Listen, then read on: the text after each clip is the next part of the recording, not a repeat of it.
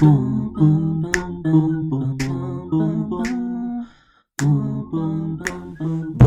à tous, comme toujours, comme chaque lundi, vous écoutez votre émission de tout et de rien, l'émission qui vous parle de tout, mais surtout de rien. Aujourd'hui, ce lundi, une petite émission un peu particulière parce que je dois vous l'avouer, chers auditeurs, je suis en ce moment en train de déménager, ce qui fait que je n'ai pas forcément beaucoup de temps pour faire du montage. Donc vous allez avoir aujourd'hui un épisode un petit peu hors série, un épisode donc un peu spécial. Cet épisode, ce n'est pas n'importe lequel, c'est le premier épisode que nous avons enregistré, l'épisode pilote. Ce qui signifie la chose suivante, c'est que l'épisode que vous allez visionner, est très ancien. Je ne vous le cache pas qu'il n'est pas forcément très bien monté. L'enregistrement s'est fait sur une petite tablette, donc le son n'est pas forcément de la meilleure qualité. Vous verrez d'ailleurs la différence entre ce micro-là et le micro de la tablette que nous avons utilisé à l'époque. Ce premier enregistrement, il s'est fait début mars, quelques jours seulement avant le confinement. Je me souviens, j'avais invité du coup Michael, que vous connaissez maintenant, ainsi qu'Alexandre et Fanchon chez moi. Et à l'époque, je vivais donc en colocation avec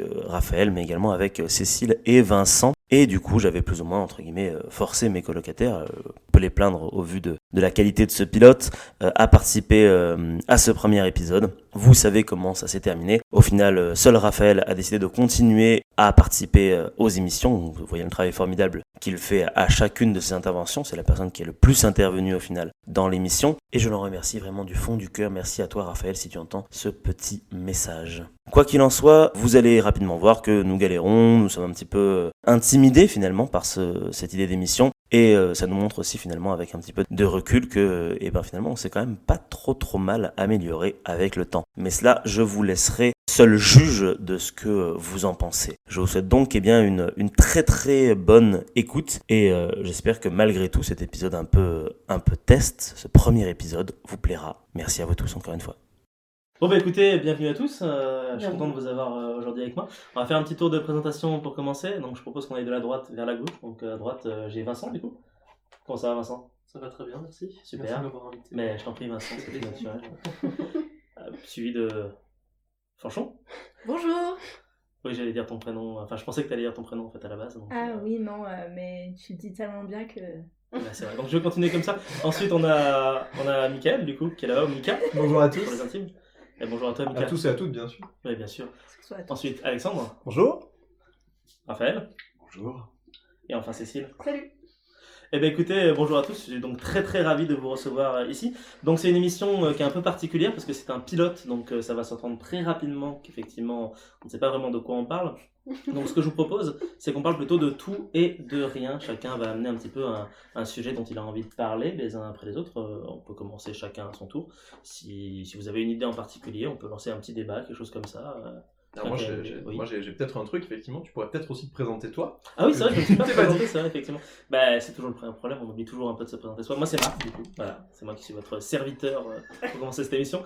Alors, je vous prépare vraiment un truc tout petit, vous voyez, ça tient sur une toute petite feuille. Il paraît qu'il y en a qui ont fait plus, donc on verra ça plus tard. Moi, je voulais parler d'un petit truc en particulier. Parce qu'en fait, la semaine dernière, je traînais sur Netflix. C'est quelque chose que je fais très régulièrement, de traîner sur Netflix. Et je cherchais quelque chose à regarder. Je suis tombé sur le top 10 des meilleures séries du moment sur la plateforme. Je sais pas si vous avez remarqué d'ailleurs, parce qu'en ce moment ils font ça, il y a le top 10 avec la première série Narcos, deuxième série Narcos aussi. Voilà, je regarde beaucoup Narcos en ce moment. Et j'avais fini justement une des saisons de Narcos et j'avais envie de faire une pause. Et je suis tombé sur Altered Carbon, ou Carbone modifié de son petit nom français. Est-ce que vous connaissez ou pas ?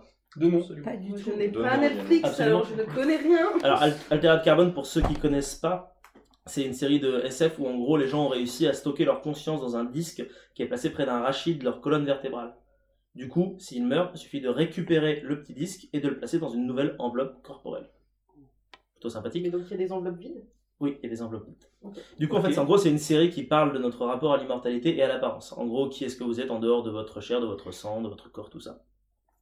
C'est un sujet qui est très intéressant, mais je trouve que la première saison avait assez mal traité, en tout cas de mon point de vue, le sujet au profit d'une enquête policière qui était pour le moins banale. Après, je sais pas si tu as vu la première saison, Vincent. Tu es relativement d'accord. Et ça tombe bien. Et du coup, à l'époque, tout le monde avait apprécié. Moi, je me souviens sur internet, tout le monde disait oui, c'est le nouveau Blade Runner, c'est incroyable, allez regarder ça. Donc moi, j'étais là, ouais, super, je vais aller regarder ça. Et en fait, du coup, j'ai été extrêmement déçu, j'ai pas aimé. Visuellement, c'est sympa, les acteurs jouent super bien, il y a pas de souci. Mais passer la couche de vernis qui est installée sur nos yeux, c'est un peu nul. Du coup, j'avais été extrêmement déçu. Et quand j'ai vu que la saison 2 était sortie, 2 ans après, je me suis dit, est-ce que je laisse une deuxième chance ou pas à la série? Est-ce que tu as laissé une deuxième chance, Vincent? Eh bien, tu m'apprends qu'une saison 2 est sortie, donc... Elle est sortie la semaine dernière, je l'ai déjà entièrement regardée, du coup, ce qui montre que j'ai beaucoup de choses à faire chez moi. Et donc, du coup, je l'ai regardée, mais d'un regard un peu plus distant, si je puis dire, parce que je ne m'attendais pas à grand-chose. Et j'ai passé un très bon moment. Et c'est vrai. Et ce qui m'a frappé, c'est qu'en regardant sur Internet, à nouveau, j'ai vu que les gens avaient été très négatifs cette fois-ci. Les gens n'avaient pas aimé. Et oui, du coup, je me suis dit, c'est peut-être moi le problème, c'est moi qui ne suis pas en adéquation avec les gens autour de moi. Et ça m'a fait me réfléchir et je me suis questionné sur le principe de l'attente. Parce que c'est de ça dont on va parler cette chronique, c'est l'attente. Alors je sais, c'était une introduction qui est très très longue, mais bon. Qu'est-ce qui fait que l'attente va contribuer à rendre ou non une œuvre appréciable? Et comme je ne suis en rien un sociologue, je vais me baser uniquement sur mon ressenti personnel en donnant 2-3 exemples à droite à gauche. Et après, si vous voulez, on pourra toujours en discuter. L'attente donc. À chaque fois que je vais au cinéma, que je regarde une série, que je lis un livre, il y a toujours en fond, les quelques petits avis que j'ai pu lire ou entendre autour de moi. Et j'ai beau tenter d'en faire abstraction, ce sont souvent eux qui régissent parfois le fil de mes pensées, comme si je n'avais pas vraiment mon propre avis sur la question. Souvent, lorsqu'on me dit qu'un film est mauvais, très mauvais, que c'est quelque chose qui va être rabâché constamment partout sur Internet, à la radio, à la télévision, ça va baisser mes attentes. C'était le cas par exemple pour Batman vs Superman. Le film s'est fait descendre. Moi je l'ai vu longtemps après tout le monde. De mon point de vue était donc biaisé par la critique. Et j'ai passé un excellent moment. Le film il a des défauts bien sûr, mais c'est loin d'être une grosse purge comme tout le monde se prétendait à le dire à l'époque.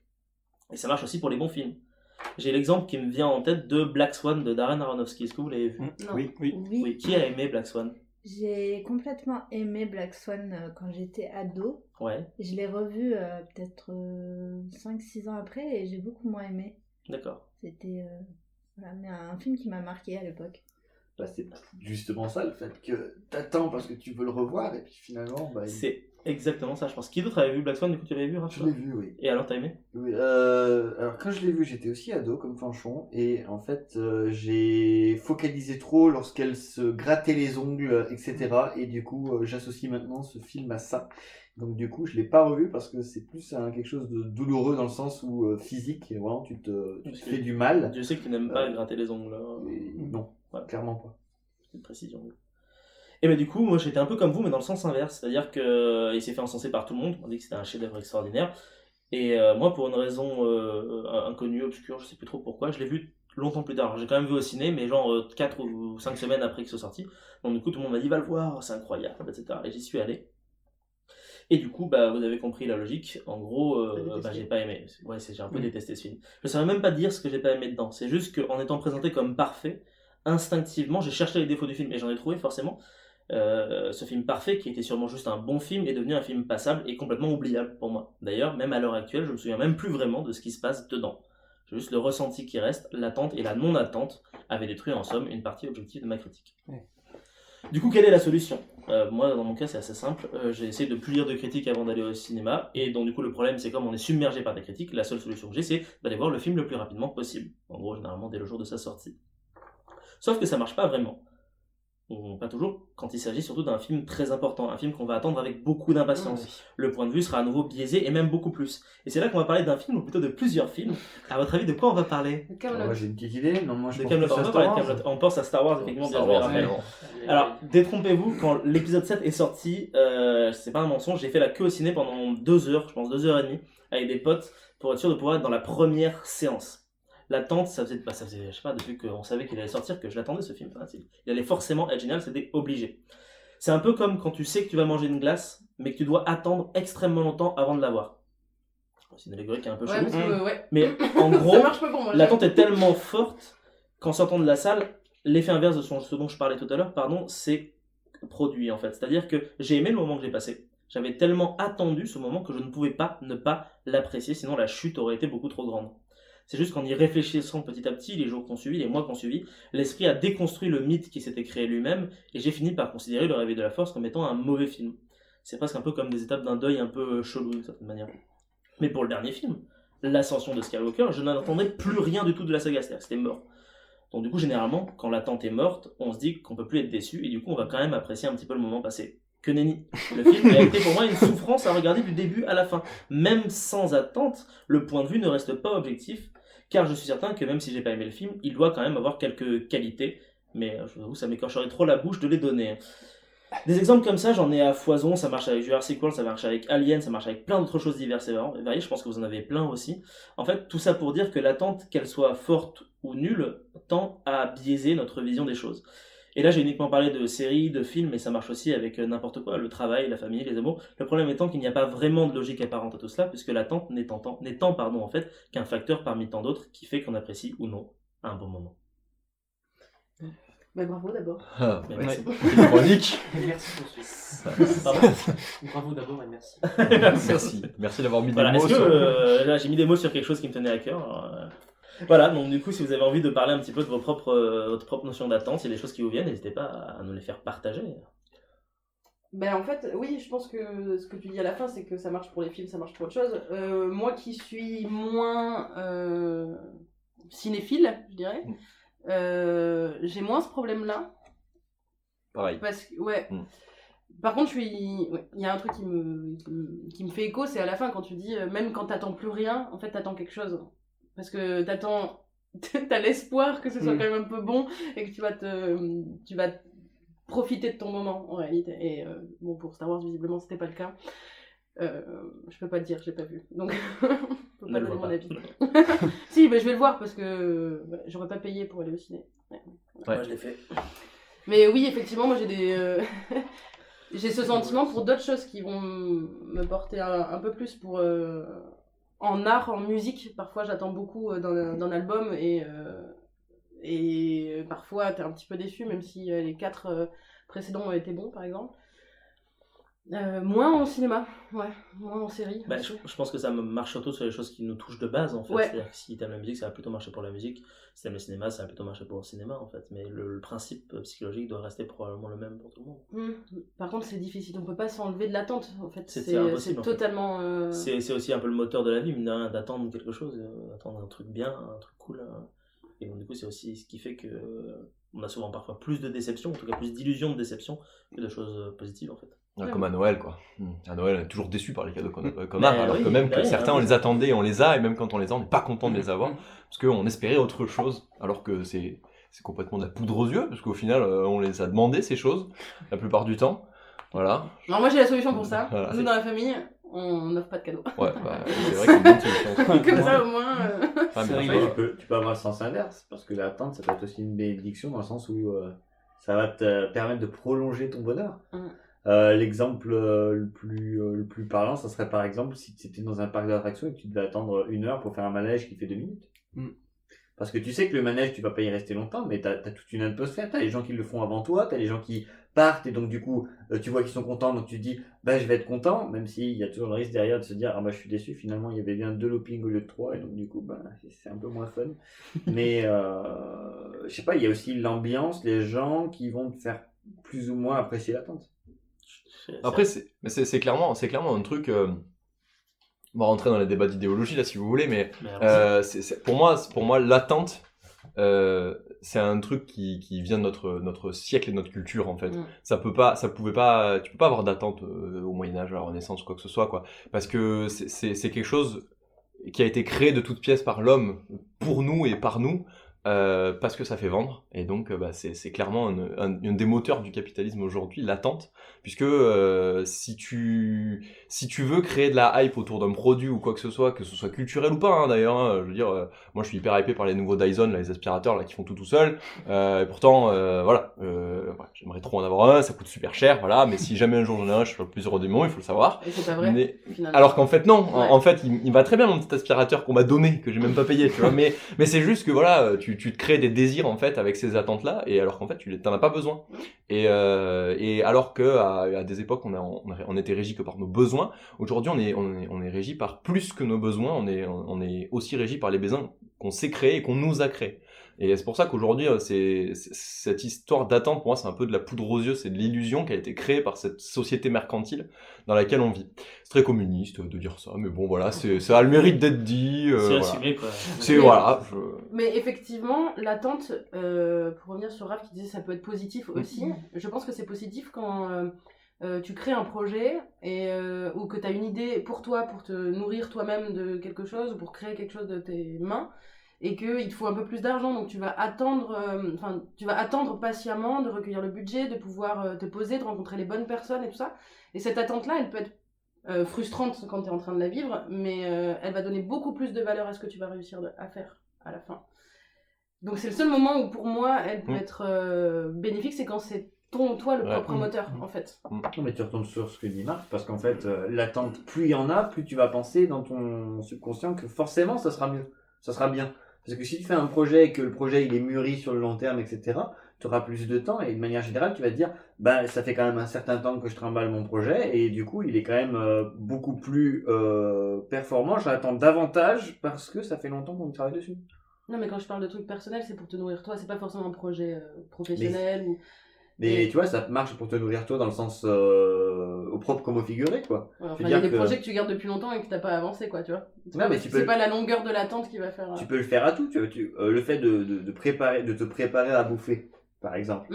Le fait de faire la chose toi-même, bah, tu perds du temps, certes. Enfin, c'est une notion de temps. Mais le repas est meilleur, ouais. Mais le repas est forcément meilleur parce que tu l'as mûrement réalisé. C'est toujours la même chose, en fait. C'est l'apport du temps. Le problème, c'est que c'est aussi une notion qu'on a depuis pas trop longtemps, en fait. Le temps, de manière générale, on a l'impression que si on fait pas quelque chose, on perd son temps. Exemple, moi, je vois beaucoup de gens qui sont assis sur des bancs quand je marche. Je fais, mais ça sert à rien. Les gens, ils perdent leur temps. Je veux dire, ils regardent autour d'eux, ouais, mais j'ai l'impression que le temps, il fuit. Ouais, peut-être qu'ils sont en train de méditer et qu'ils pensent à des choses hyper importantes. Ah, je dis pas que c'est pas, je dis pas que c'est pas le cas. C'est juste une perception de l'attente qui est propre aux gens. Peut-être qu'ils attendent de rien sur leur banc. C'est marrant parce qu'avant qu'on commence l'émission, vous m'aviez dit que vous aviez envie de parler des bancs tous les deux. Oui. Donc, on a réussi. C'est ça qui est. Yes. On peut continuer sur les bancs, hein, si non, vous voulez. Pas de soucis, c'est bon, les bancs publics, c'est fait. J'adore les bancs. Les bancs poissons qu'on a en train de faire. Non, mais moi, du coup, je vais rebondir sur la préparation de nourriture. J'avais juste envie de vous poser une question. Quelle est l'importance de la nourriture dans vos vies ? Waouh. Moi, elle est très haut placée. Après, bon, j'ai un contexte particulier, quoi. J'ai ma sœur qui fait du maraîchage. J'ai mon frère qui était éleveur de chèvres, donc il faisait le fromage de chèvre. Donc ça fait, on va dire...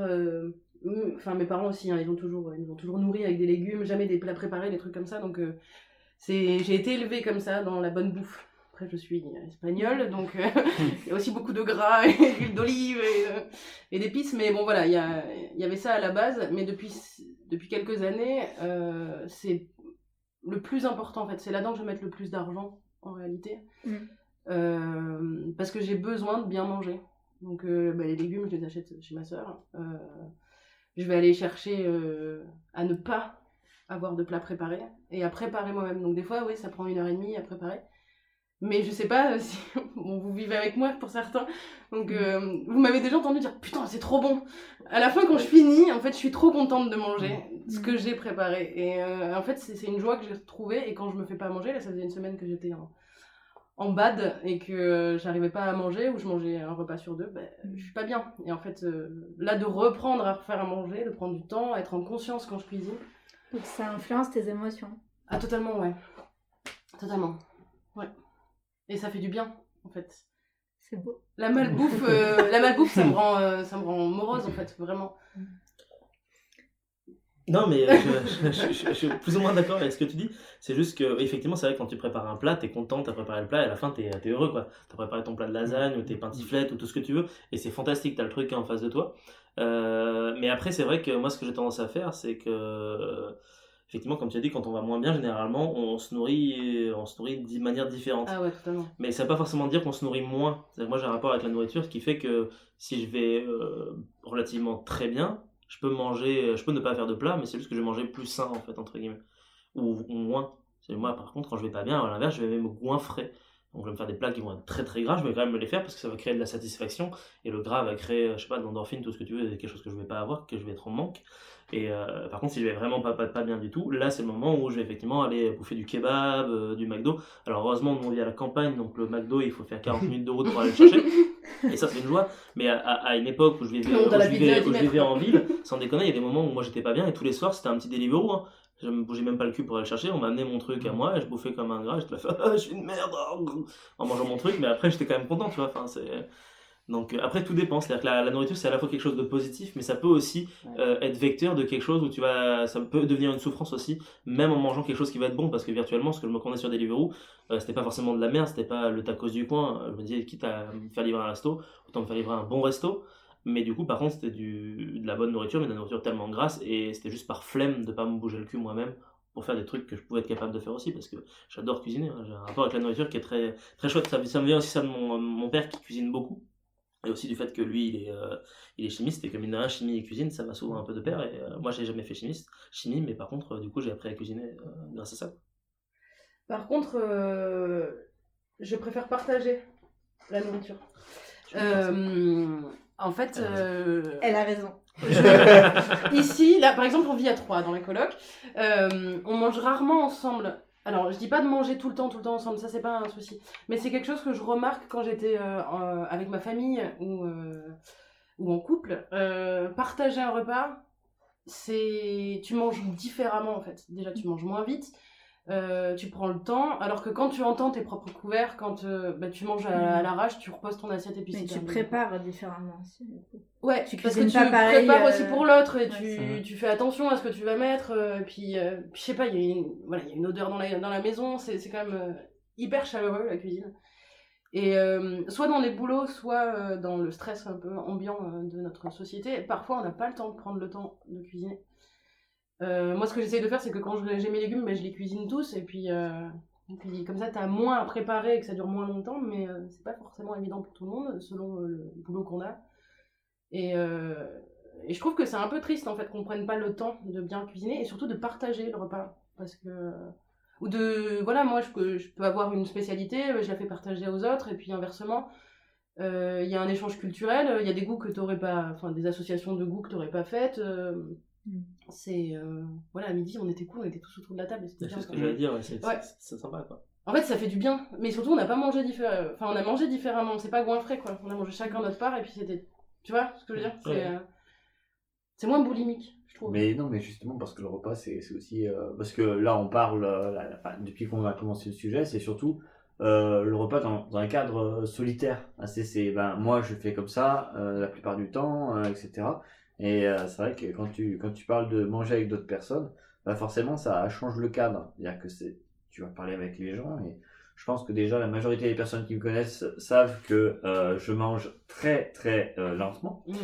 Et du coup, au boulot, ça me permet aussi de voir des gens sur plusieurs couverts, quoi. C'est-à-dire que je suis à l'entrée, ou je suis même au plat chaud, et puis les gens vont me rejoindre sur le dessert. Enfin, et donc du coup, c'est aussi une manière d'échanger. C'est-à-dire que t'as une personne en face de toi, tu parles, la personne s'en va, c'est pas grave, il y en a une autre qui revient, et puis voilà. C'est un côté pratique aussi. De manger doucement. Bah non, mais de manger doucement déjà, aussi, de manière, c'est plus sain déjà. Ah oui, c'est clair. C'est beaucoup plus sain de manger lentement. Ouais. Moi, je sais que j'étais considéré dans la famille comme l'escargot de service parce que je mangeais très lentement. Et en fait, vous voyez, regardez ce score d'athlète que vous voyez devant vous là, il est quand même voilà. Mais c'est vrai que c'est très important de pas avaler, de bien mâcher, de pas tout gober. Et du coup, le fait d'être autour de la table, ça te ralentit en fait. Le fait de pouvoir parler, de pouvoir marquer des pauses en fait dans ton repas. D'avoir une interaction sociale. Ouais. En fait. Et ben, c'est hyper important. Puis même dans la préparation. Hein.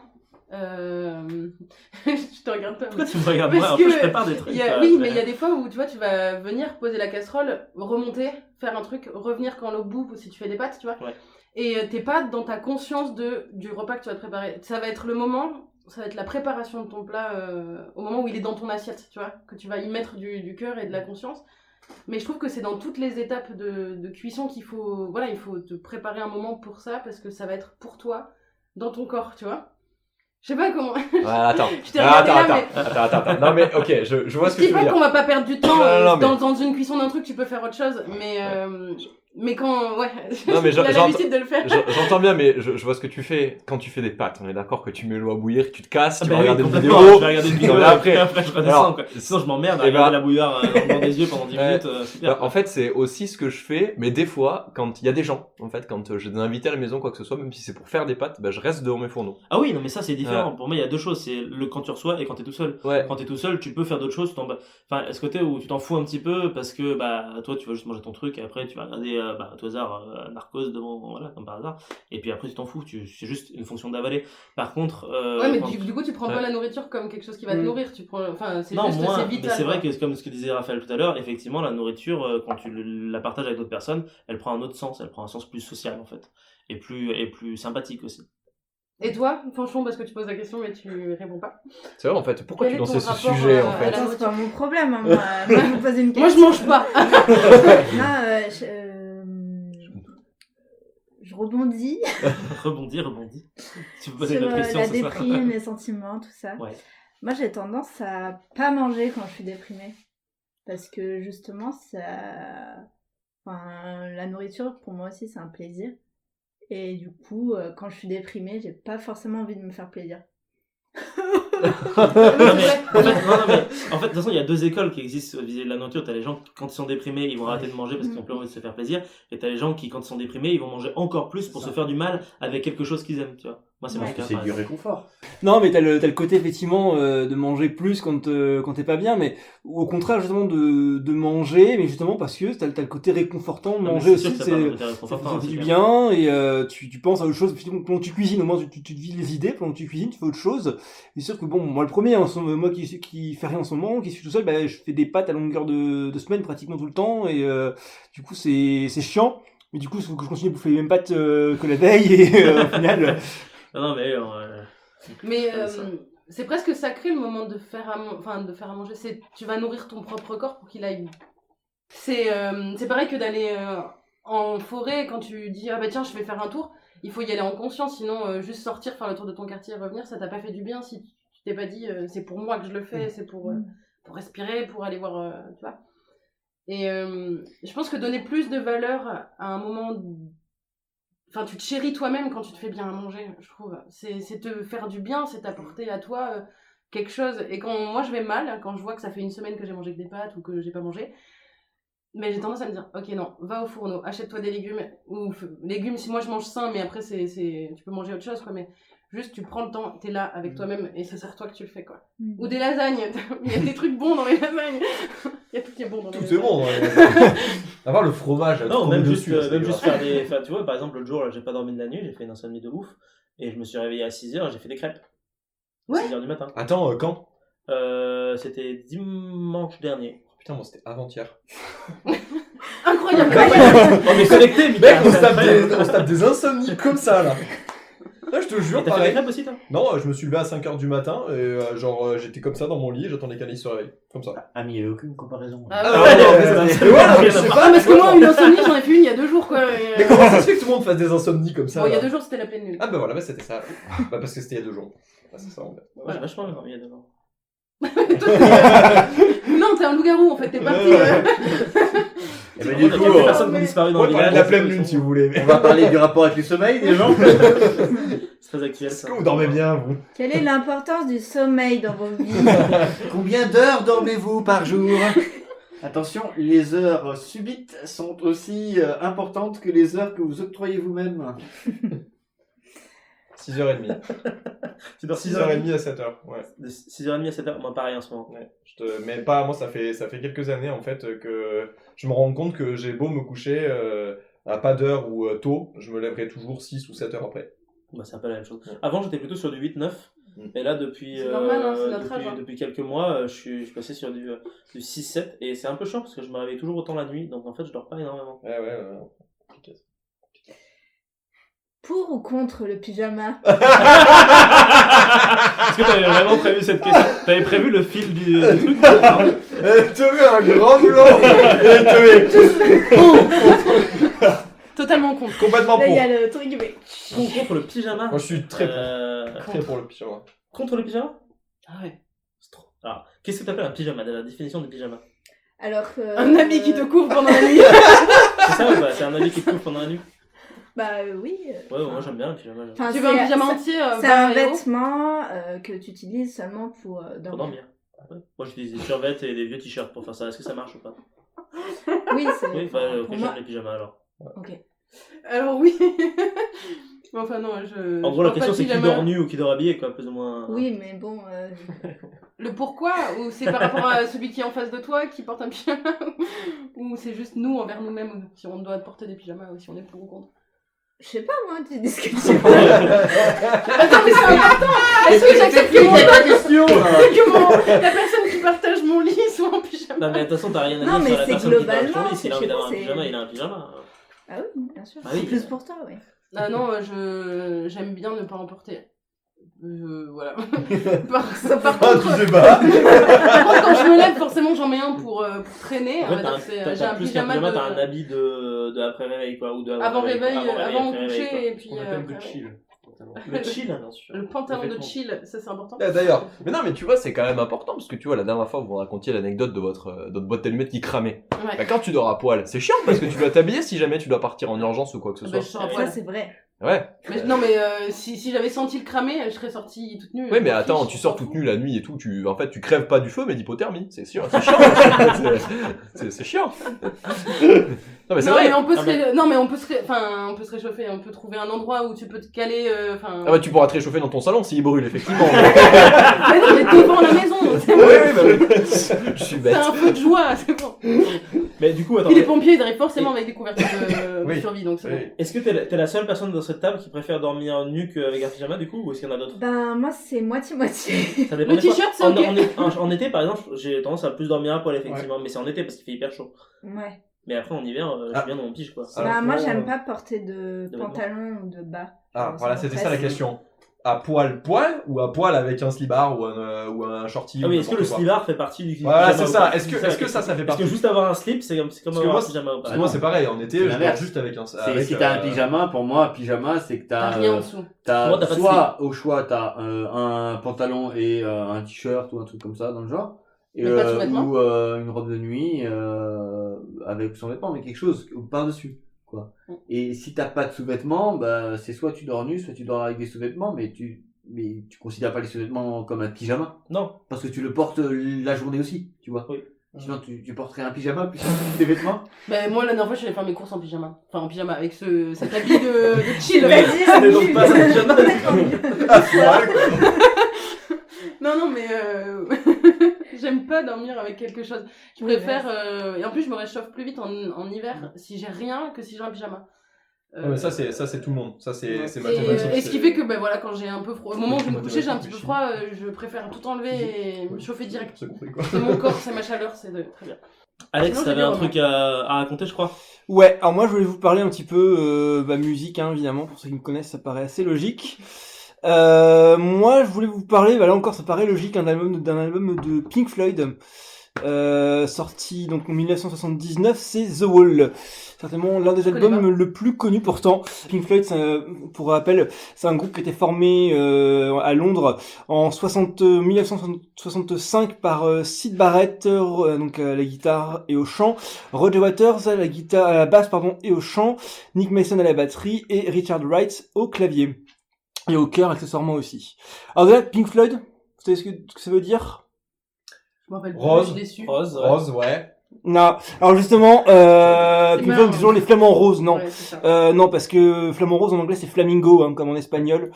Donc non, c'est pas ça du tout. En fait, ça vient de deux musiciens de blues en fait qui sont certainement considérés, je crois, comme les plus grands musiciens de blues, voire même les membres fondateurs un peu du blues.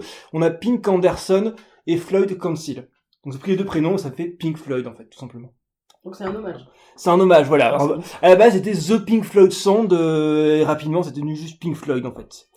Voilà, ça c'est pour la petite intro. Donc, le premier album de Pink Floyd, sorti d'ailleurs en 1967. Donc, c'était The Piper at the Gates of Dawn. Alors ensuite, bon, il y a eu beaucoup de soucis avec la drogue, hein, dans le groupe, notamment beaucoup de LSD, beaucoup d'acide, etc., qu'on pu sortir, tiens donc. Ensuite, On a notamment Syd Barrett, qui est donc l'un des membres fondateurs, qui avait des gros problèmes là-dedans. Donc on a fini par le dégager un petit peu tout doucement du groupe en 68. Il y a David Gilmour qui l'a remplacé temporairement. Donc ils ont fait un album dans lequel les deux étaient présents un peu par intermittence. Et au final, après, à partir du troisième album, Barrett était complètement évincé. Et c'est Gilmour qui l'a remplacé. Donc là, on est en 68. À partir de là, on a un changement de style qui commence à apparaître un petit peu, donc du rock plutôt, je vais dire psychédélique, on va passer sur un rock plutôt ce qu'on appelle progressif. Alors là, il y a plein de choses à voir, on pourra en discuter une autre fois, mais là, sinon on ferait des heures pour ne serait-ce que pour parler du rock progressif, donc on pourra en parler un autre jour. La consécration vraiment du groupe, par contre, elle arrive en 73 avec le célèbre album The Dark Side of the Moon, pour le coup, la fameuse pochette noire avec le prisme de lumière qu'on a tous vu une fois. Donc ça, c'est le 8e album du groupe. C'est un peu un monstre au niveau des ventes, parce qu'il est resté quand même plus de 12 ans consécutifs en tête des ventes.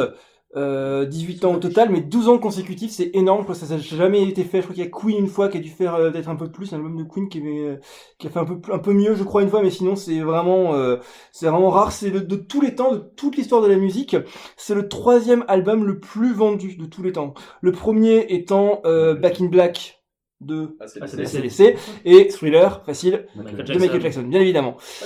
Non, pas les Beatles, les Beatles on fait moins bien, tu vois. Je crois que c'était Matt Pokora. Ah mais j'étais persuadé. Il doit être l'an derrière. Il doit pas être l'an derrière, remarque, il doit être en 4e position, un truc comme ça, je crois que je regarde. Mais non, en tout cas, c'est le 3e album le plus vendu de tous les temps.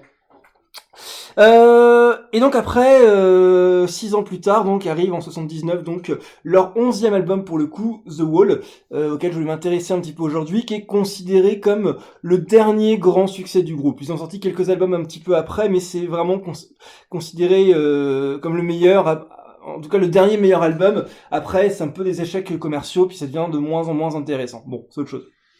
C'est subjectif, ça, non? C'est subjectif, mais oui et non. La musique est vraiment pas pareille, le style est vraiment différent. C'est subjectif, oui, parce qu'effectivement, j'en parlerai en conclusion, mais l'album qui a suivi The Wall, qui est vraiment un échec commercial, moi je l'adore, c'est certainement peut-être mon préféré de Pink Floyd. Peut-être justement parce que c'est le moins aimé, peut-être aussi, c'est peut-être ça aussi qui joue. Mais voilà. Pink Floyd, The Wall, pardon, c'est pour contextualiser un petit peu le projet, le principe de l'album, c'est ce qu'on appelle un opéra rock, donc c'est-à-dire qu'on va raconter une histoire à travers les morceaux du groupe. C'est un peu comme si c'était une sorte de comédie musicale rock en gros. L'idée, d'où c'est venu, donc c'est en 77 lors d'un concert à Montréal. On avait un public, c'était n'importe quoi, c'était le bordel, ils arrêtaient pas de hurler, il y avait aucun respect, enfin subjectif, mais aucun respect pour le groupe, soi-disant, selon les musiciens. C'est à tel point qu'on avait un des spectateurs, notamment dans la fosse, qui faisait tout pour perturber le concert, etc. Et du coup, Waters s'est énervé, il lui a craché dessus, en fait. Ah ouais. C'est ça, il lui a craché dessus. Ça a tellement galé. Et du coup, ça va plus loin, parce que du coup, il a quand même, il le dit lui-même qu'il a imaginé, rêvé qu'il y ait un mur qui se fasse entre lui et le public, en fait, pour être tranquille, pour plus avoir à supporter ces connards, comme qu'il pourrait dire. Donc voilà un petit peu jusqu'où ça va. Donc voilà, le mur qui l'entoure, qui le sépare, voilà, ça commence à germer un petit peu. Alors justement, après il va profiter que l'intégralité des autres membres du groupe partent en vacances ou autre, et du coup il va, lui, Waters, composer l'intégralité des titres de l'album, tout seul, sans en parler à personne, ce qui ça plaît pas forcément aux autres, forcément, ils sont pas super contents que le mec il fait tout dans son coin sans en parler. Du coup, il y a des situations assez drôles quand le titre assez célèbre Another Brick in the Wall, la partie 2, qu'on entend tout le temps à la radio, etc. C'est certainement le titre le plus connu de Pink Floyd. Il est très très court, au final. On a un morceau qui dure, je crois, peut-être 2 minutes à peu près, donc c'est vraiment rien. Pourquoi ? Parce qu'en fait, justement, les musiciens étaient tellement vénères de ne pas avoir été consultés pour le projet, qu'ils ont fait le minimum syndical. Ils ont fait 2-3 accords comme ça, tac tac, et c'est bon, démerde-toi avec ça. Vraiment. Pour ça, on a peut-être 3 phrases qui sont mises en boucle dans la chanson de façon à l'allonger. On a le chœur d'enfant qui a été rajouté après, pareil, de façon à l'allonger. Et encore chœur d'enfant, on a pris les 3 gamins de l'école d'à côté, et on a dupliqué le son 12 fois pour avoir un effet comme s'il y avait vraiment plein de monde, alors qu'en fait, il y a personne. Enfin voilà, donc ça donne des situations assez cocasses pour le coup. Alors pourquoi cet album en particulier ? Parce que le concept est assez cool en fait. C'est ça dont je voulais parler principalement. C'est l'histoire que raconte justement cet album. En fait, ça va raconter la vie d'un anti-héros qui porte le nom de Pink, tout simplement. Tiens donc. Alors, déjà, il a une vie qui débute vraiment mal. Il y a son père qui meurt à la guerre, comme d'ailleurs le père de Waters qui a composé donc l'album. Du coup, sa mère qui devient surprotectrice, ça nous donne des phrases dans certaines chansons. Cette phrase par exemple, Of course, Mama's gonna help build the wall. Donc bien sûr, maman va t'aider à construire ton mur. Ou encore cette phrase, You'll always be a baby to me. Donc tu seras toujours un bébé pour moi. Donc c'est des situations assez étranges quand même. On va dire la surprotection de la mère. Donc il y a ça. Après il y a les enseignants aussi qui le tyrannisent vraiment tout le temps, qui sont plus intéressés par la discipline plutôt que l'éducation. Ils cherchent vraiment à le faire rentrer dans un moule, dans le même moule que tous les autres. C'est pour ça qu'on a souvent cette image assez récurrente dans je sais pas si vous avez vu les différents clips, etc. Mais souvent on a cette image d'un hachoir à viande, ou des gamins qui sont tous ensemble dans le hachoir à viande et qui sont pressés comme ça, parce que vraiment ils sont tous ensemble, ou l'instituteur qui est représenté comme un marteau aussi. Donc c'est pour ça, tout ça. Et donc pour fuir un petit peu tout ça, pour fuir un petit peu toute cette situation, il va finir par se réfugier un peu dans un univers qu'il va créer dans son esprit. Et il va justement bâtir dans son univers imaginaire, il va bâtir tout un mur imaginaire, encore une fois bien sûr. Et en fait, chaque traumatisme de sa vie deviendra une brique de plus dans son mur. On a cette phrase qui revient régulièrement dans différents morceaux de l'album. All in all is just another brick in the wall. Donc tout n'est jamais rien qu'une brique de plus dans le mur. Alors après sa vie elle continue un petit peu comme ça, malgré son mur qui se construit dans sa tête. Il finit par devenir une rockstar, il va se marier, mais classique, il va s'éloigner un petit peu de sa femme et du coup elle va finir par le tromper. Et ça, vraiment, ça constitue l'ultime brique de son mur. Vraiment, c'est là que ça devient un peu n'importe quoi. Il va s'enfermer dans la folie, dans la dépression. On a un titre qui s'appelle Goodbye Cruel World, I'm leaving you today, donc adieu mon cruel, aujourd'hui je vous quitte. On a le titre aussi qui est assez dingue, One of My Turns. One of My Turns, on pourrait le traduire par encore un de mes épisodes, une de mes crises, où il y a plusieurs phrases qui sont marquantes dans ce titre. On a Night after night, we pretend it's alright, donc nuit après nuit, on prétend que tout va bien. I feel cold as a razor blade, je me sens froid telle une lame de rasoir. Ou encore, effectivement, dans cette chanson, dans l'histoire, en fait, il rentre d'un concert avec une groupie qu'il a récupérée comme ça. Et puis il pète un câble d'un seul coup, et il dit cette phrase. Run to the bedroom, in the suitcase on the left, you'll find my favorite axe. Donc cours dans la chambre et dans la housse que tu trouveras sur la gauche, tu trouveras ma hache préférée. Voilà. Donc on voit un peu le personnage qui est pas forcément super bien dans sa tête. Bon. La vie doit continuer quand même, il y a quand même ses concerts à assurer, etc. Donc on a son médecin, son manager qui vont lui faire différentes injections. On a ce titre The Show Must Go On, qui est facile à traduire. Ces injections le font complètement halluciner, le font complètement triper. Et il va finir par se prendre pour une espèce de dictateur fasciste.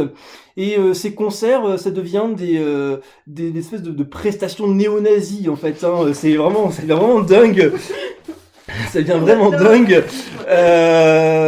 On a par exemple dans le titre In the Flesh, on le voit dans le film dont je parlais dans un instant, on le voit qui est vraiment il a le crâne rasé, il a tout un uniforme, et on le voit qui harangue une foule dans une salle et il incite à aligner, je cite, aligner contre le mur les juifs, les gays, ce qu'il appelle les coons. Donc coon en anglais c'est certainement le mot le plus insultant pour les noirs, les nègres pour le coup, clairement.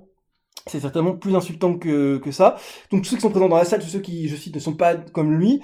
Et on a deux titres également, donc Run Like Hell et Waiting for the Worms, dans lequel il va inciter en fait à traquer et à éliminer toutes ces personnes-là. Ça s'inspire un peu de la nuit de cristal qui s'est passée en 1938. Petite anecdote, dans le film, ce sont de vrais skinheads qui ont été utilisés pour jouer, et ce qui est apparemment assez dingue du coup, parce que pour contrôler les skinheads sur un tournage, c'est un peu dingue parce qu'il n'est pas capable de simuler les coups qu'il donnait par exemple. C'est vite devenu le bordel. Bon bref. Les figurants, ils sont contents. C'est ça. C'est pour plus de réalisme. C'est ça. C'est pour l'art. Alors après, ce qui se passe, c'est que dans sa conscience, ça va pas se passer comme ça finalement. Sa conscience elle-même va finir par se révolter, à vouloir arrêter tout ça. On a ce titre, on a une phrase qui ressort. I wanna go home, take off this uniform and leave the show. Donc je veux rentrer chez moi, enlever cet uniforme et quitter le spectacle. Et puis, sa conscience va du coup le soumettre à une sorte de procès fictif dans sa tête, où on voit défiler son maître d'école, son ex-femme, sa mère, en tant que témoin. Et finalement, le juge va ordonner finalement la destruction du mur et le condamner à être exposé au monde réel. On a cette phrase, la dernière phrase du titre The Trial, donc le procès. I sentence you to be exposed before your peers, donc peers 2ERS, donc vos pairs, pour le coup. Je vous condamne à être exposé à vos pairs, aux autres. Tear down the wall, faites tomber le mur. Donc voilà un petit peu pour la petite anecdote du film, de l'histoire. C'est The Trial, c'est le dernier morceau de l'album. Donc ça termine là-dessus où il devient finalement, il retrouve le monde réel un petit peu malgré lui. Donc voilà pour le film. Il y a au niveau des représentations des tournées qu'on suivit, il y a quelques qui sortent sympas. Notamment entre 80 et 81, c'est là qu'on a eu la tournée de l'album. Il y a eu très peu de représentations, peut-être en 30-40 en un an, donc c'est très peu. Pourquoi ? Parce que le matos était énorme pour le coup, c'est des grands shows, il y avait des grues pas possibles, des marionnettes géantes, il y avait des techniciens qui construisaient un mur au fur et à mesure sur scène, donc Waters du coup récupère son rêve d'avoir un mur qui était par du public. Waouh. Attends, ça veut dire que le mur était construit entre lui et le public ? Ouais, sur toute la scène en fait, donc il finissait par... Il crée son délire... Ah ouais, complètement, en fait c'est à tel point où Waters finissait carrément par lâcher sa basse en fait et jouer le personnage de l'album sur scène en fait. Okay. Ah ouais. Ça donnait une représentation assez dingue en fait. Mais qui faisait la base du coup ? Je ne sais pas, mais ouais, ça devait être, il va y avoir un autre musicien, ou ouais, probablement, ouais. En playback, quoi. Le playback de Pink Floyd, ouais. Après, donc on a le 21 juillet 90, pour fêter les 1 an de la chute du mur de Berlin, on a Waters qui était depuis évincé du groupe entre-temps, notamment à cause de son ego, était évincé du groupe, et à Berlin, il a fait ce qu'il a réussi à garder les droits de l'album, parce que c'est lui qui a tout composé, du coup, quasiment. Il a fait une représentation spéciale pour fêter, je vous dis, l'anniversaire de la chute du mur, et donc tout l'album a été joué avec des invités comme Scorpions, Cyndi Lauper, Sinéad O'Connor, j'en passe. Et il a refait une tournée dans les années 2010, je crois, si je dis pas de bêtises, ça va être en 2011, 2012, un truc comme ça.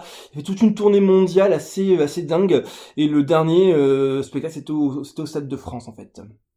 Et puis pour clôturer, je vous parlais d'un film tout à l'heure. Alors je sais que l'album est sorti en 79, et effectivement en 82, l'album a été adapté en film. Donc c'est une adaptation cinématographique qui est sortie, donc je vous le disais, en 82, réalisée par Alan Parker, donc le réalisateur entre autres de Midnight Express, avec dans le rôle de Pink Bob Geldof, qui est un chanteur britannique qui est notamment le créateur des Live Aid. Si vous avez vu Bohemian Rhapsody, on parle beaucoup des Live Aid, le fameux concert à Wembley, c'était pendant le premier Live Aid. Donc c'est Live Aid, c'est des concerts à but caritatif, je crois que normalement c'est pour la fin dans le monde, je crois, un truc comme ça, si je dis pas de bêtises. Et on a plusieurs scènes du film qui sont en fait des scènes d'animation qui elles sont réalisées par Gerald Scarfe, qui est un dessinateur et un caricaturiste anglais. On a beaucoup de formes assez, je dirais, évocatrices dans les scènes d'animation qui sont assez étranges. On a étrangement des fleurs à forme plutôt arrondie, dans lesquelles vous rentrez des fleurs à la forme plutôt fine. Le juge dont je vous parlais à la fin, c'est littéralement une paire de couilles avec des jambes en fait. Voilà, c'est assez dingue. Pour le coup, faut le voir au moins une fois dans sa vie. Après, on en pense ce qu'on a envie d'en penser, mais je pense que c'est un film au moins à voir. C'est un concept particulier en tout cas. Voilà un petit peu ce que je pouvais vous dire dans ce thème un peu particulier qui vous est considéré certainement comme le dernier gros succès de Pink Floyd, en tout cas commercial. Je sais pas forcément mon préféré, j'en ai parlé parce qu'il y a beaucoup de choses à dire dessus, il est vraiment intéressant à étudier. C'est pas mon préféré personnellement, je vous dis si je devais en choisir un, ce qui va être compliqué, mais si je devais en choisir un, ce serait certainement le suivant, donc leur 12e album qui est sorti en 80 je crois, quelque chose comme ça, ou 81. Donc qui est The Final Cut et qui est pour le coup quasiment en échec commercial en fait, mais que moi j'aime beaucoup du coup. Voilà un petit peu ce que je pouvais vous dire là-dessus donc. Ben merci Alexandre. Merci Alex. T'es vachement bien renseigné sur le sujet quoi. C'est Ouais, je me suis vraiment extrêmement complet quoi. Je me suis fait vraiment plaisir à le faire pour le coup. Ça, tu sais qu'en plus ça m'a rappelé parce qu'en fait, je sais pas si c'est toi ou c'est quelqu'un qui m'en a déjà parlé, mais j'ai vu des extraits de ce film. Je crois qu'on en avait parlé ensemble. Et en fait du coup ça m'a fait un rappel de tout ça. Je me suis dit putain oui, je me souviens d'un truc vraiment chelou. Oui. Mais malaisant tu vois quand on pourrait dire de nos jours tu vois. C'est. Mais les clips c'est pas des morceaux du film? Oui, enfin c'est les extraits du film, ouais. Avec ça. les marteaux qui marchent. Ouais, c'est ça. C'est les extraits du film, donc. L'instituteur, là, il est flippant. Mais Comfortably Numb, c'est The Wall, on est d'accord. C'est justement. C'est le moment il fait le bad. C'est juste avant de se faire son injection justement. C'est que vraiment il y a tout un bad et du coup il revient un peu dans son enfance, dans les traumatismes de son enfance, etc. En fait, il est sur la chaise, complètement amorphe dans sa télé. Il vient de péter son câble avec la groupie là, avec le coup de la hache planqué dans la chambre et effectivement il est complètement amorphe. C'est là que son médecin lui fait une injection et que du coup il en vient à faire ses délires de dictateur là pour le coup. Alors moi j'ai une petite anecdote sur ce film que je n'ai jamais vu. On m'a toujours conseillé de le voir. Ouais. Non. Et j'ai un pote, tu parlais de LSD qui était vraiment le truc à la mode à l'époque. Oui. Qui l'est toujours visiblement. J'ai un pote qui l'a vu sous LSD et qui m'a conseillé de le voir sous substance. Alors moi je ne touche pas à la drogue, mais en fait il m'a dit qu'il avait entendu des sons parce qu'il y a certes le film qui est un peu psyché avec les phases d'animation, mais il y a des sons qui sont quand même hyper particuliers chez Pink Floyd. Et il me dit en fait quand t'es sous substance et que tu regardes ce film, tu vois des trucs que t'as jamais vus. Et t'entends des sons que t'entendras plus jamais dans ta vie. Ça m'étonne pas. Et mais bon, ça va avec le délire du. Oui, bah évidemment. Ouais, mais même, est-ce que c'est pas juste toi qui te fais tes propres allus en fait, tu vois, genre est-ce que deux personnes qui vont être sous LSD vont dire ah, putain on a écouté des sons et en fait ils entendent pas du tout la même chose, c'est juste eux qui se font des films dans leur tête en fait. Voilà, après pareil. Mais moi déjà qu'un film comme ça, le voir, je pense que ça va me mettre mal à l'aise, tu vois. C'est malaisant. Mais alors si en plus je suis en bad trip. Ouais, c'est. Tu l'as vu toi, Michael? Moi j'en ai vu pareil, j'ai vu que des extraits. Après pareil, on me l'a beaucoup vendu. Et puis en fait je l'avais commencé. Mais il dure comme 2h15, il est long. Ouais, il est long, ouais. Et j'avais commencé et c'était genre il faut assumer les 2 heures quoi. T'es là, tu commences le premier quart d'heure, je crois que j'avais fait un bon quart d'heure, une demi-heure. T'es là, tu fais ah ouais, c'est quand même un truc quoi. Il faut c'est une expérience visuelle quoi, c'est Avatar avec la 3D, 4D plus sous LSD. C'est un film en plus qui a pas forcément bien vieilli, qui a jamais été remasterisé. C'est un film qui est de 82, qui a jamais été remasterisé. Donc les versions que tu peux trouver, que ce soit en DVD ou en streaming, sont pas forcément super top au niveau de la qualité graphique. Et puis bon, faut assumer aussi, d'un seul coup tu passes d'une scène filmée, d'un seul coup tu passes à une scène d'animation, mais sans transition quoi. C'est vraiment de but en blanc et même possible que d'un seul coup la scène filmée se transforme en scène animée d'un seul coup et donc et des fois, faut s'accrocher, quoi. Il me semble qu'en fait, j'avais commencé à le regarder, mais j'étais pas seul, j'étais avec des potes, et on était en soirée, en gros, on s'était dit, vas-y, let's go, on se le mate et tout, tu vois, donc on était un peu alcoolisés, quoi. Mais sans plus, tu vois, non, mais, bon, on était peut-être un peu carrément déchirés, mais, juste, en fait, on a commencé à regarder le film, en mode, vas-y, il faut vraiment que tu le vois et tout, et un pote, il me l'a montré, et en fait, au bout d'un quart d'heure, même 20 minutes, même lui, il fait du bon, c'est vrai qu'on s'est chier, quoi. Genre, voilà, c'est pas que le film est chiant, quoi que ce soit, c'est juste que, bah, ça allait pas avec le mood, ça allait pas avec l'ambiance, et surtout, c'est vraiment très particulier. Après, c'est une expérience cinématographique, je pense. C'est comme les films genre des trucs à la Sin City ou des trucs qui ont vraiment un truc graphique très particulier, très unique, que tu retrouveras nulle part ailleurs, quoi. Enfin, pour le coup, clairement, je pense qu'il y a aucun autre film comme ça. Hein. Ouais, non, je pense que c'est particulier. Après, peut-être qu'aussi, c'est un film qui mérite qu'on connaisse l'histoire en amont, qu'on sache comment il a été, comment l'album a été construit, ce truc d'égocentrisme de ouf d'un type qui va monter son machin quoi, et qui traite ses propres démons hein, certainement là-dedans. Oui, il y a de ça aussi, ouais. Après cette passionnante du coup entrevue sur Pink Floyd, c'est à toi Mika. J'avais noté quelques petits sujets que je voulais aborder, voilà, je voulais partager les trucs que j'avais fait récemment, qui ne soient pas du coronavirus, du boulot ou voilà, de la morose ambiante. Il l'a dit, le mot coronavirus. Non, mais c'est pour situer géographiquement et voilà, surtout Et dans le temps. dans le temps, ouais, c'était ça le mot que je cherchais. Non, mais géographiquement, ça veut dire qu'on n'est pas en Afrique, tu vois, par exemple. Parce que oui, ils savent pas ce que c'est. Voilà, ils en ont peut-être pas encore entendu parler, ça va pas tarder à arriver, hein, parce que les Italiens y vont. Mais... bref, on s'en fout. Je veux dire carrément à dire non, j'ai testé il y a pas longtemps. Je suis allé chez un pote qui possédait un casque de réalité virtuelle. Est-ce que vous avez eu l'occasion d'en faire? Non. C'était une fois, ouais. Ouais. C'était le casque, c'était HTC, je crois qu'il le faisait. Alors, est-ce que c'était le casque avec le téléphone? Ou est-ce que c'est genre un casque vraiment sur l'ordinateur, genre à l'Oculus Rift en fait? Parce que moi c'était un Oculus. Je crois que c'était sur l'ordinateur. Oui, alors ouais, parce qu'il me semble qu'à HTC ils ont deux gammes, ils ont un truc pour les téléphones et effectivement un truc pour l'ordi. Qu'est-ce que ça en a pensé? C'était dingue. Bon, moi, c'était simplement au début du truc, hein, pour le coup. C'est en même temps que PS3 avait sorti Sony a sorti son casque aussi pour la PS. Bon, moi, c'était une petite expérience de base, c'est-à-dire que le mec il nous a fait tester vite fait sur Google Maps, en Street View et tout, donc c'est particulier quand même pour le coup. Tu te dis voilà, t'es en plein milieu de l'image, c'est ok. Mais du coup, c'était dingue quand même. Ouais, c'est pour ça parce que du coup j'ai trouvé ça formidable. Le fait de pouvoir en fait complètement s'évader, pareil, il nous a téléchargé Google Earth et en fait on est allé au Kilimanjaro, on est allé partout dans le monde et en fait tu es vraiment dans les trucs, tu es évidemment pas vraiment et c'était justement ça que je voulais parler parce que genre est-ce que c'est pas un peu dangereux? Voilà, je voulais votre avis là-dessus parce que moi personnellement je me suis bien éclaté à faire, notamment du Beat Saber, hein, si jamais vous avez l'occasion d'en faire c'est génial, sauf que voilà j'ai surtout vu Excuse-moi, Ouais, moi, c'est quoi le Beat Saber, vous C'est pas le connaissez? truc où on tape des trucs. Voilà, est-ce que vous connaissez Guitar Hero? Ouais. Voilà, c'est un peu le même Et principe. tu frappes. Sauf que tu dois pas jouer des riffs ou quoi que ce soit, c'est un jeu de rythme où tu dois, t'es en VR et donc devant toi des cubes apparaissent et tu dois les taper avec des sabres laser virtuels dans le bon sens. Voilà, donc t'as les petites flèches, t'as un cube bleu, un cube rouge et ensuite tu dois les casser. Donc au début t'as deux cubes, t'es là, tu fais c'est marrant, c'est facile. Puis ensuite quand t'arrives les modes experts, évidemment t'as 300 cubes qui t'arrivent à la seconde et c'est plus dur. Donc ça te fait faire ton petit sport de la semaine et tout, c'est super sympa et puis c'est très rythmé. Par contre c'est très difficile de décrocher. Et c'est là justement que je trouvais ça un petit peu entre guillemets dangereux parce que j'étais pas seul, hein, j'étais avec des potes et notamment ma copine. Et en fait, ma copine, pendant 25 minutes, 30 minutes, elle était sur Google Earth, elle était juste complètement perdue. Et en fait, quand elle a enlevé le casque, elle a dit un truc qui m'a un peu fait prendre conscience, elle m'a fait « Waouh, je suis plus habitué à la réalité ».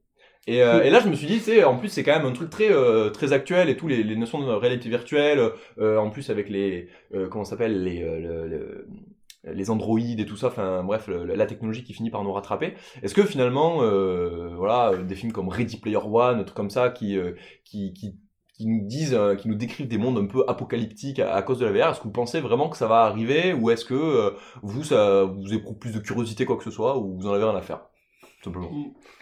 Plus que la réalité virtuelle, ça à la rigueur, je pense effectivement, si c'est quelque chose qui est relativement bien encadré, ça peut aller. Moi, un truc qui me ferait flipper en termes de dystopie dégueulasse, c'est le fait d'avoir directement des implants dans la tête ou des trucs comme ça, tu vois, enfin des des améliorations cybernétiques. Ça, c'est un truc qui, tu vois, t'as eu des frissons, franchement, mais c'est un truc auquel on va, et en fait, et vis-à-vis, ça me fait me questionner parce que vis-à-vis, par exemple, du téléphone portable, ou même d'internet à la base, quand les gens n'en avaient pas au début, ils avaient le choix de ne pas l'avoir.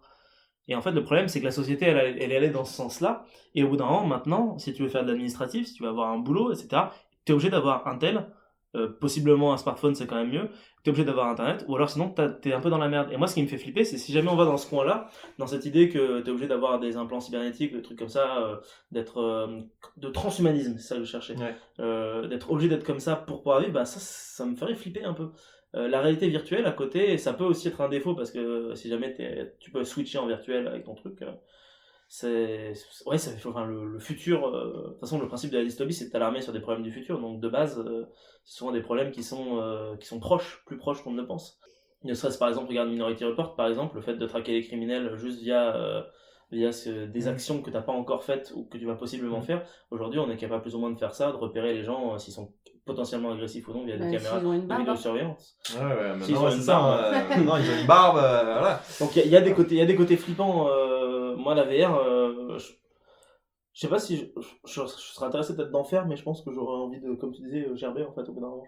En fait, moi, moi je suis pas du tout la bonne parole là-dedans. Je suis à l'inverse de ma génération anti-développement. Non, je suis pas anti-développement, anti-technologie. Mais ça faisait 1 an et demi que j'avais pas d'ordinateur. Je viens d'en racheter un. Je l'utilise une fois toutes les 2 semaines parce que me retrouver devant l'ordinateur, ça m'angoisse.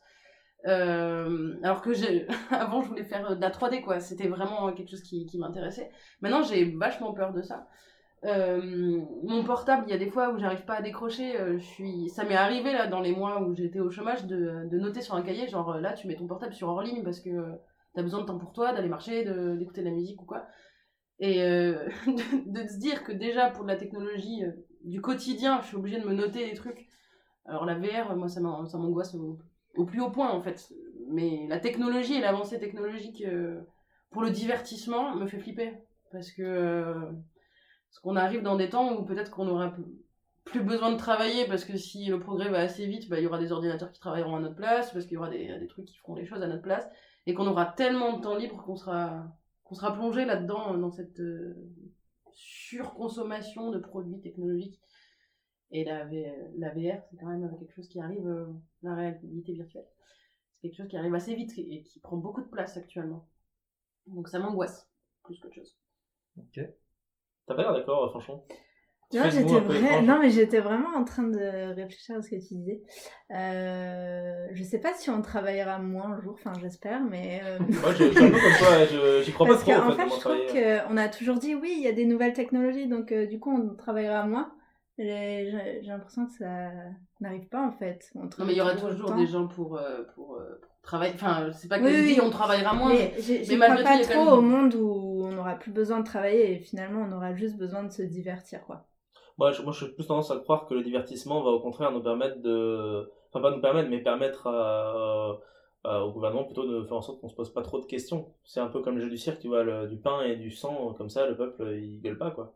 Ouais, ça veut dire qu'on va travailler plus, mais que... On travaillera plus, mais on aura plein de divertissements pour oublier le fait qu'on travaille en faisant dans une misère, quoi, tu vois. Ouais, mais dans tous les cas, ça me fait flipper, ça. Oui, ça me fait plus flipper. Par contre, si tu me dis que j'ai du temps pour moi, mais que du coup je suis absorbé dans le jeu vidéo, bah écoute, tant que j'ai le temps de faire ce que j'ai envie de faire, ça me va, quoi. Ouais, moi j'ai peur un peu de la non-interaction sociale réelle et de la non-interaction avec l'environnement extérieur. C'est que une réalité virtuelle, par exemple, d'une rando ou de se retrouver à côté du Kilimanjaro, enfin, ça doit être ouf, tu vois.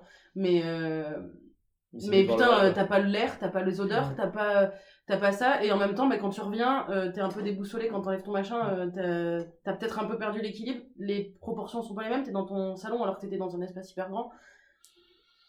Je suis pas sûre que le cerveau il soit fait pour supporter des tels chocs. C'est une question de dose, quoi. Et puis on a besoin de l'extérieur, on a besoin de la nature, quoi. La VR, c'est un support comme un autre, peut-être. Ouais. Si tu l'utilises pour...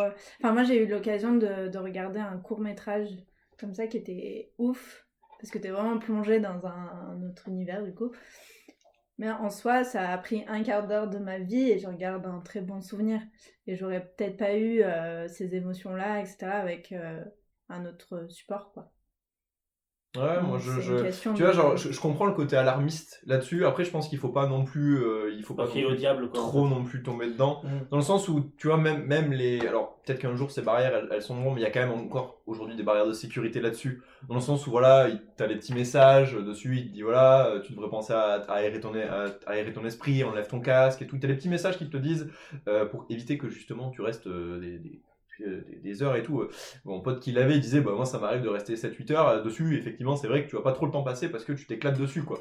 Mais voilà, c'est parce que ça répond aussi à un besoin d'évasion que tu peux pas forcément avoir dans la vie réelle, parce qu'il y en a qui peuvent pas avoir ce choix d'être à l'extérieur ou d'avoir la nature à portée, entre guillemets. Et ça peut être un vecteur justement de société, entre guillemets, dans le sens où voilà, moi je suis beaucoup de jeux vidéo que j'ai pratiqué dans ma vie. C'est aujourd'hui grâce à ça que j'ai pas mal d'amis. Ça paraît antinomique, n'est-ce pas? Mais voilà, aujourd'hui je peux même le dire, hein, c'est aujourd'hui grâce aux jeux vidéo, dans World of Warcraft bien sûr, que j'ai une vie sociale. Mais je pense pas que ce soit incompatible les deux. Mais effectivement, je pense qu'il faut quand même garder ça d'un côté. Enfin, il faut garder ça du coin de l'œil parce que tout dépend de la méthode d'utilisation, ça peut effectivement mal. Ouais, c'est ce que dit Franchon, c'est que peut-être pour un truc de 20 minutes, une sorte d'expérience pour un propos particulier, ou pour un film d'animation, ou pour une expérience artistique ou culturelle, ok. Par contre, faut voir si ça prend pas trop de place et de la manière dont on lâche la bride face à ce genre de Moi, je pense que ça sera vraiment triste le jour où, justement, même si tu dis que tout le monde n'a pas la chance d'avoir la nature autour de soi, tu peux quand même sortir dans la rue, voir les gens bouger, interagir ensemble. Enfin, je veux dire, je sais pas. Après, je suis allé 4 fois à Paris dans ma vie. À chaque fois que j'ai vu des gens bouger dans la rue, c'était pour s'insulter. Et puis, pour aller voir. Je t'avoue que les interactions sociales, pas des grands. Il y a d'autres villes, hein. Non, mais je sais, mais justement, c'est ce que tu dis. Il y a d'autres villes, tu vois. Et moi, déjà, j'aime pas les villes. J'aime pas les grandes villes. Non, mais il y a autre chose que juste marcher dans la nature, c'est ça que je veux dire. Voilà, ouais, non, mais bien sûr, je l'entends bien aussi. Après, je pense qu'il faut aussi. C'est quand même une technologie qui existe. Il faut pas non plus la laisser complètement de côté, dans le sens où justement pouvoir savoir l'appréhender, pour moi c'est important, dans le sens où si un jour ça permet de se développer ou quoi que ce soit, ça peut être aussi une bonne chose, tu vois. Par exemple, nous on est allé, on a pris Google Earth et on est allé en Inde avec Google Earth. Ça nous a donné envie d'aller en Inde, en vrai. Et c'est plus écologique. Et du coup, pour l'instant, prenez pas l'avion. C'est plus écologique parce que ton casque VR il est fait. Non, mais plus que de prendre un avion pour aller en Inde. Il faut voir, c'est pas dit, parce que le truc il est transporté en pièces, il est fabriqué avec des matériaux, donc faudrait vérifier, mais c'est pas dit. Et en plus de ça, t'as le fait que c'est stocké sur un disque dur, et t'as énormément de photos les unes à côté des autres. C'est pour beaucoup de choses. Par contre c'est ça, effectivement. C'est sûr que si tu l'achètes dans le but d'utiliser une fois en disant et puis ça finit dans ton placard pendant 20 piges.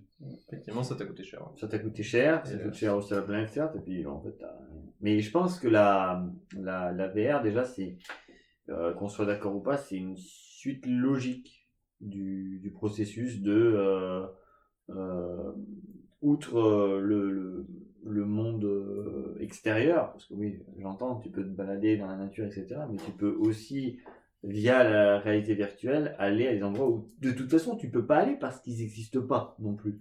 Donc tu peux aussi voguer vers des mondes fantastiques et tout, et je pense que ça se fera au fur et à mesure du temps. Parce que quand tu regardes, ne serait-ce que les pays qui ont la pointe du système, par exemple le VR au Japon, etc., ils se sont posés déjà la question depuis des années. Il y a déjà des dystopies sur le sujet et qui sont assez célèbres. T'as le Sword Art Online ou Log Horizon. Enfin, ce sont des histoires qui sont basées sur des gens qui vont justement dans un monde virtuel à la manière d'un MMO, mais sous casque des réalités, ils s'endorment. Et pour l'une de ces histoires, en tout cas, t'as la réalité virtuelle qui ne veut pas s'arrêter. Ce qui veut dire que tu vis à travers ton pseudo-rêve avec les problèmes que cela peut causer en santé, etc., quoi. Mais c'est un peu un tout, c'est-à-dire que tout dépend comment tu l'es utilisé. Je veux dire, t'as une personne qui est à l'hôpital en stade final d'un cancer, etc. Ça sera toujours un merveilleux souvenir, je sais pas, de pouvoir remarcher ou de faire des trucs comme ça, que l'utiliser tous les jours alors que t'es à la campagne et que t'as de quoi faire, quoi. C'est une question de temps, de lieu et d'attitude. Ça dépend des envies de chacun. Le seul truc, c'est que parfois, moi, dans mon angoisse que j'ai de la technologie, c'est pas une grosse angoisse, je suis pas dépressive au point de tout, de tout renier. Tu fais du feu avec un briquet, non uniquement du silex. J'ai appris à le faire, maintenant c'est fini, c'est silex et marcassine. Je sais pas comment vous faites, mais c'est la friction de temps en temps, mais quand je trouve des morceaux de bois. Ouais, mais c'est trop technologique pour moi, quoi. Faire une corde et tout, c'est compliqué, quoi. Non, mais j'ai ce truc là de dire que ça prend de plus en plus de place dans nos vies et dans nos attentes. On parlait au tout début du truc, quoi. Comme quoi tout est lié, Bah ouais. C'est incroyable. J'attends de voir avec le pyjama, par contre. T'avais un truc, juste avant qu'il commence, au moment où il a commencé, franchement, t'as eu un truc de. Franchement, tu m'as fait un signe. Oui, parce que la première fois que j'ai mis ce fameux masque sur mon visage, j'étais à Orniac, je crois, qu'ils avaient fait une Oui, expérience on comme l'avait ça. fait à Orniac, ouais. Et je t'ai regardé parce qu'il me semblait que t'étais là. J'étais là, oui. Et en fait, Donc, en fait, j'ai menti tout à l'heure, effectivement, je l'ai déjà fait Oui, de la merde. et du coup, c'était ma première expérience de ça et j'ai trouvé ça naze. C'était de la merde. C'était vraiment de la Non. merde. Alors, essayons Mais c'est pour ça que j'ai oublié. Essayons de nuancer. nuancer le propos, s'il te plaît. Ça ne m'a pas plu, Par mais contre, enfin- Orniac, c'est un site qui est très très bien. Allez le voir, c'est un Aven, c'est fantastique. On fait un peu de pub pour compenser le fait que on ait dit que le VF c'était de la merde. Non, c'était pas de la merde, c'était décevant parce que par rapport à l'attente qu'on en avait, car tout est lié, Et et bien du coup, elle était moins bonne. Voilà, bref. C'est-à-dire, c'était quoi que vous voyez? C'était quoi le but? C'était de voir l'intérieur? Oui, c'est l'intérieur On l'appelle. de la veine. Et tu voyais tout ce que tu peux voir en visite, mais de manière plus aérienne, je dirais, non? Ouais, bah en fait, c'est ça, en fait, t'es comme ça, oh là, regardez, un campement d'hommes de la Et la préhistoire. qualité de l'image aussi était pas... ouais. C'était quand? Pas top. C'était il y a quelques années. il y a 2 ans. C'était il y a 2 ans, c'était en 2018. Parce que j'ai vu que cette année, ils faisaient en réalité virtuelle Tu peux dire VR, hein, n'est pas Oui, dire je VR, sais pas, j'aime pas trop les T'aimes pas, je acronymes. sais, ouais, j'aime bien le dire quand même. Ils font toutes les parties qu'on ne peut pas visiter en réalité. Donc, Oui, il l'avait fait, oui, il l'avait bah fait oui, aussi, on c'était- avait vu ça, les parties qu'on pouvait pas visiter. C'était très sympa, hein. À voir, c'était sympa, mais en fait, c'est le fait de vendre un truc genre réalité virtuelle. Là, tu fais yes, ça va être trop bien. Et en fait, non, c'est juste que c'est comme sur Google Maps et où quand tu tournes, c'est comme ça, sauf que c'est toi qui tournes. Ok. Donc en fait, quand t'es sorti là, tu fais ouais, c'était sympa, mais je suis content de pas avoir payé. Ouais. Et on dit que c'est toujours bien. Hein. Mais sinon, Orniac, Non, mais super. allez à Orniac pour la cité de la préhistoire et la veine, mais ce qu'il y a à côté, peut-être pas toujours, quoi. Ça dépend. Allez voir des vrais trucs. Effectivement, Pas allez mal. voir des vrais trucs. Inscrivez-vous, faites de la spéléologie, allez voir vraiment la veine Et d'Orniac. du coup, les réseaux interdits, les réseaux normalement enfin au public à Orniac, quand on a la spéléo, tu peux y aller. Est-ce qu'il y a quelqu'un qui a envie de rajouter quelque chose? Est-ce que vous avez d'autres idées, d'autres débats que vous voulez lancer? Ou est-ce que on s'arrête là après 1h27 J'en ai de d'autres, hein, prise mais de si son? tu veux, mais ça va durer 4 heures encore, donc... Ok. Eh ben, ce que je vous propose, c'est de garder un petit peu les autres questions que vous pouvez avoir pour une prochaine fois. Comme ça, il y en aura d'autres. Si ce pilote a plu à tout le monde, on continuera à faire ça. Peut-être en étant un peu mieux organisé cette fois-ci. En tout cas, ça a été un super plaisir. Ça m'a fait, pardon, parce que ça veut rien dire ce que je viens de dire. Ça m'a fait donc du coup super plaisir de tous vous recevoir ici. Merci à tous pour votre participation. Je pense qu'on peut même s'applaudir pour faire du bruit dans les casques des gens. Ça sature un peu, hein. Super. Et bah, écoutez, à la prochaine du coup. À la prochaine. Salut. Salut.